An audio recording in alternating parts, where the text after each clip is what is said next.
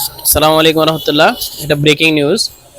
কিছুক্ষণ আগে একটা নিউজ দেখলাম, ইরান যুদ্ধের সমাপ্ত ঘোষণা ডোনাল্ড ট্রাম্পের। কালবেলার একটা নিউজ, অনলাইন নিউজ পোর্টালে এই নিউজটি করেছে। কি বলা হয়েছে এখানে, যুক্তরাষ্ট্রের প্রেসিডেন্ট ডোনাল্ড ট্রাম্প বলেছেন ইরানের সঙ্গে চলমান যুদ্ধ কার্যত শেষ হয়েছে।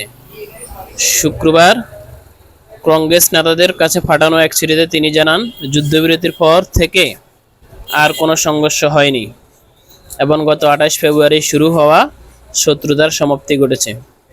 আলহামদুলিল্লাহ, যদি এরকম না হয় অনেক খুশি। মুসলমান বিশেষ করে ইরানের জনগণের জন্য একটা স্বস্তির খবর। আসলে বিশ্ববাসী, সারা বিশ্বের কেউ যুদ্ধ চায় না। যুদ্ধের কারণে সব কিছুর দাম, তেলের দাম, সব কিছুর দাম বেড়ে গিয়েছিল। যদি এই যুদ্ধের সমাপ্তি হয়ে থাকে সত্যি সত্যি, তাহলে এটা একটা আমাদের জন্য সুখবর, পুরো বিশ্ববাসীর জন্য একটা সুখবর, একটা শুকরিয়া আদায় করার মতো খবর।